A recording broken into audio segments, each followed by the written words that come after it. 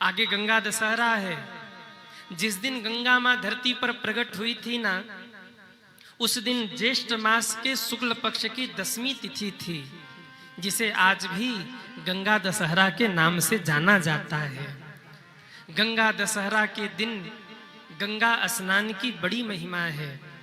अगर आप गंगा दशहरा के दिन गंगा जी में जाकर स्नान कर लेते हैं तो गंगा मैया आपके जीवन के सारे पाप को नष्ट कर देती हैं। सज्जनों, कौन कौन चाहते हमारे सारे पाप नष्ट हो जाएं?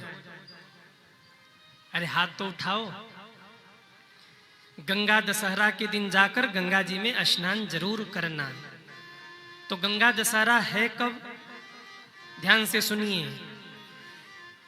ज्येष्ठ शुक्ल दशमी को गंगा दशहरा होता है। और ज्येष्ठ शुक्ल दशमी कब है?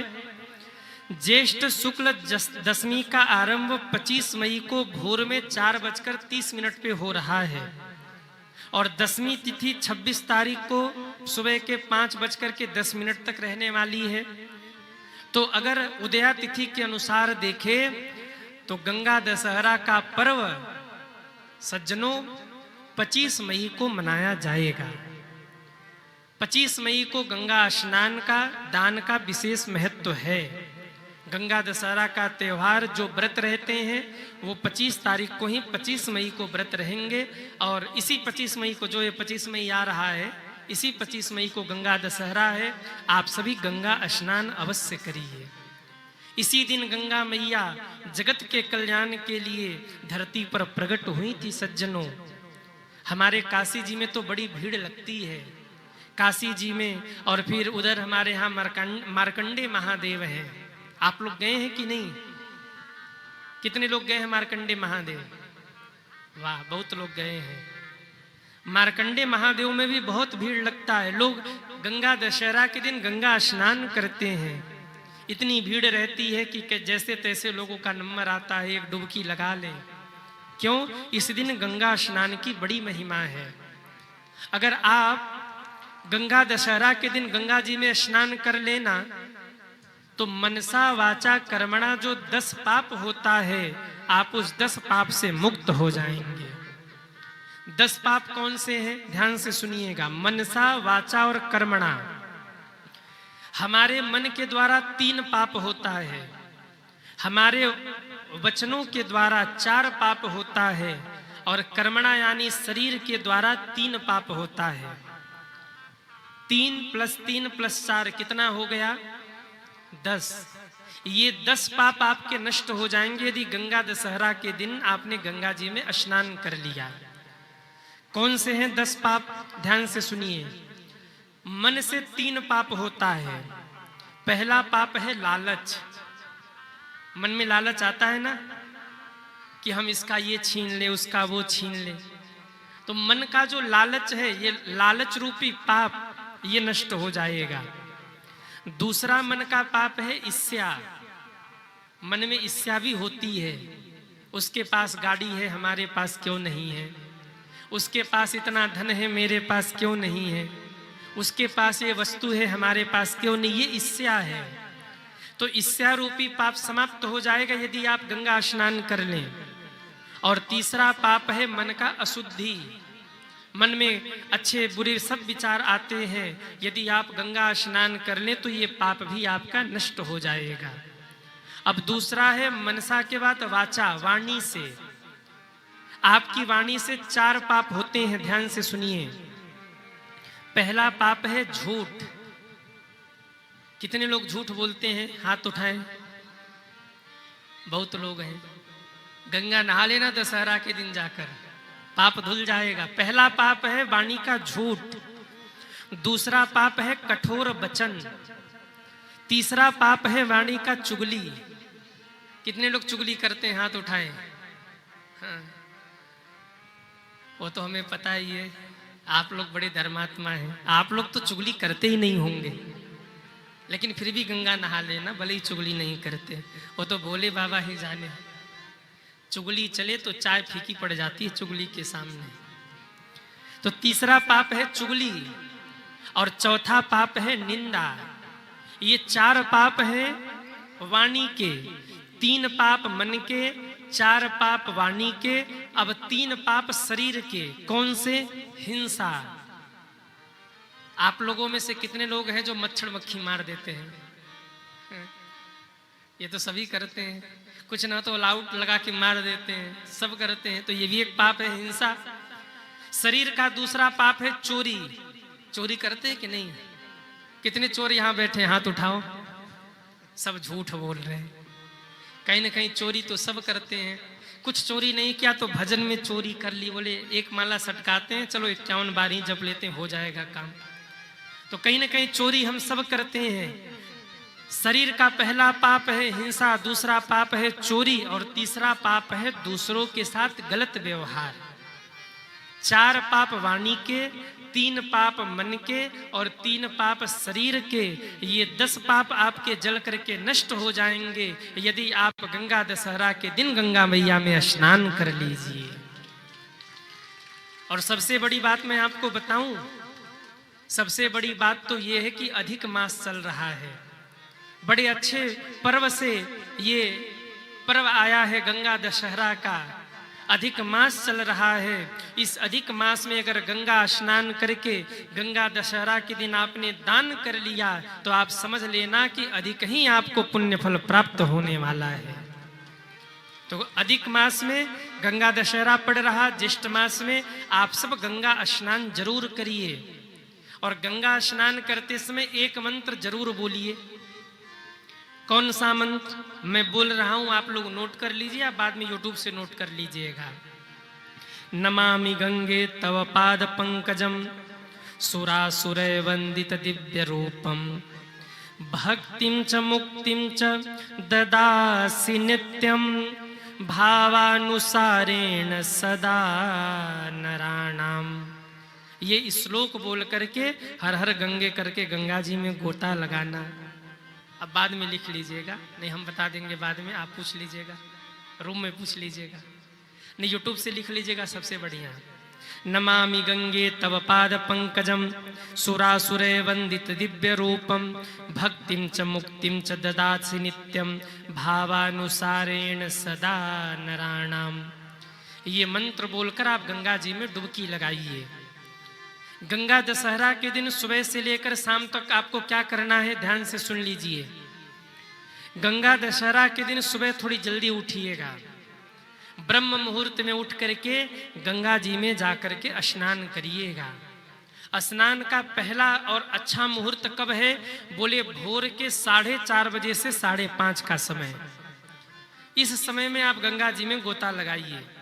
और अगर आप इस समय में गंगा स्नान नहीं कर पा रहे हैं तो इसके बाद भी आप स्नान कर सकते हैं। अगर आप विलंब से पहुंचे या दूर से गए या विलंब हो गया तो भी कोई दोष नहीं है, पर सर्वश्रेष्ठ समय जो है वो 4:30 से 5:30 का है। गंगा जी में स्नान करिए और स्नान करने के बाद सज्जनों 9 बार आपको अर्घ देना है। पूर्व दिशा की ओर मुख करके आपको 9 बार अर्घ देना है। कैसे अर्घ देना है? 3 बार पितरों के नाम, 3 बार देवों के नाम और 3 बार महापुरुषों के नाम। ऐसे अंजलि बनाइए, आप लोग बनाइए अंजलि, सभी लोग। हम आपको तरीका बता रहे हैं। अंजलि में जल लेकर गंगा मैया से यदि आप दाहिने कर रहे हैं, अंगूठे और उंगली के बीच से आप जल गिरा रहे हैं तो ये पितरों को जाएगा। ओम पितृदेवाय नमः, स्वधा नमः, पितृदेवाय नमः। पितरों के निमित्त पितृ संतुष्ट हो गए। अब अंजलि में जल लेकर आपको सामने 3 बार गिराना है। जो सामने आप अर्घ दे रहे हैं ये देवताओं को जाएगा। और फिर आप बाएं गिराइए 3 बार जल। ये जो बाएं आप गिरा रहे हैं ये महापुरुषों को जाएगा। 3 बार में पितृ संतुष्ट, 3 बार में देव संतुष्ट और 3 बार में सारे महापुरुष संतुष्ट हो जाएंगे। इसके बाद सूर्य भगवान को अर्घ दीजिए, अपने इष्ट देवों को अर्घ दीजिए। और डुबकी कितना लगाना है ये आपके ऊपर है। 3 डुबकी, 5 डुबकी, 7 डुबकी।